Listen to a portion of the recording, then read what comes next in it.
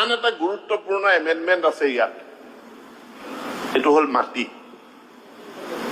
যেতিয়া মই যোৱা সময়খিনিত শিক্ষক সংগঠনবিলাকৰ লগত, বিদ্যালয়ৰ প্ৰতিনিধিসকলৰ লগত মই বহুত আলোচনা কৰিছো। বহুত বিদ্যালয় সকলো চৰ্ত পূৰণ কৰিছে, কিন্তু মাটিৰ কাগজ নাই। কিয় মাটিৰ কাগজ নাই?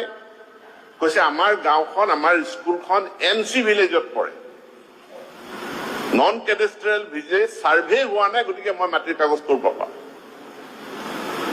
বহুত বিদ্যালয়, যোৱাকালি ইয়াত যিখন বিল পাছ হ'ল, যোৱাকালি যিখন বিল পাছ হ'ল যে চাহ বাগিচাৰ লাইন অঞ্চলত মাটিৰ পট্টা দিয়া, কাৰণ গোটেই বাগানৰ মাটি মালিকত, স্কুল আছে, মালিকে মাটিৰ পট্টা নিদিয়ে। স্কুলে সেই মাটিৰ কাগজখন, বাগানৰ মেনেজাৰে NOC-খন লিখি নিদিয়ে, যাৰ কাৰণে প্ৰভিন্সিয়েলাইজেশ্যন আইনৰ অধীনত চাহ বাগিচা অঞ্চলত থকা এখনো বিদ্যালয় প্ৰভিন্সিয়েলাইজ নহয়, কাৰণ তেওঁলোকৰ বাকী চৰ্ত পূৰণ কৰিলেও তেওঁলোকৰ মাটিৰ কাগজ নাই। বহুত গাঁও আছে, ঢেকিয়াজুলিত আছে, আমাৰ ধেমাজিতো আছে, কোকৰাঝাৰত আছে, ফৰেষ্ট এৰিয়াত আছে। ফৰেষ্ট এৰিয়াত মাটিৰ পট্টা নাই। এইবাৰ আমি সেইকাৰণে সংশোধনী আনিছো যে স্কুলখন 1/1/2006 আগৰ পৰাই আছে, NC লেণ্ডত আছে।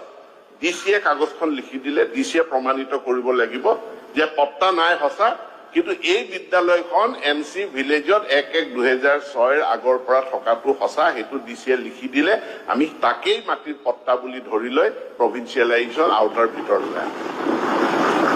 চাহ বাগিচা অঞ্চলত এতিয়াতো আইন হৈ দিলে মাটিৰ পট্টাই পাব, কিন্তু বাগানৰ মেনেজাৰে যদি বিদ্যালয়খন 1/1/2006 আগত আছে, বাগানৰ মেনেজাৰে যদি লিখি দিয়ে এই বিদ্যালয়খন 1/1/2006 আগৰ পৰা ইয়াত আছে, তেতিয়াহ'লে তেওঁলোকে সেই বিদ্যালয়খনো আউটাৰ ভিতৰলৈ আহে। বহুত জনজাতীয় অঞ্চলৰ বিদ্যালয় প্ৰাদেশিকৰণৰ আউটাৰ পৰা বাহিৰত থাকি গ'ল, কাৰণ তেওঁলোক ফৰেষ্ট এৰিয়াত আছে। এতিয়া আমি কৈছো যে ফৰেষ্ট ৰাইট এক্ট 2006, সেই ফৰেষ্ট ৰাইট এক্টৰ অধীনত সেই বিদ্যালয়খন 1/1/2006 আগৰ পৰা আছে বুলি DFI চাৰ্টিফিকেট দিব লাগিব। DFI সেই চাৰ্টিফিকেটখন দিয়াৰ পাছত সেই বিদ্যালয়সমূহো আমাৰ ইয়াত আউটাৰ ভিতৰলৈ আহিব। এইটো মই ভাবো যে এটা গুৰুত্বপূৰ্ণ এমেণ্ডমেণ্ট, আৰু এই গুৰুত্বপূৰ্ণ এমেণ্ডমেণ্টটোৱে বহুতক সহায় কৰিব।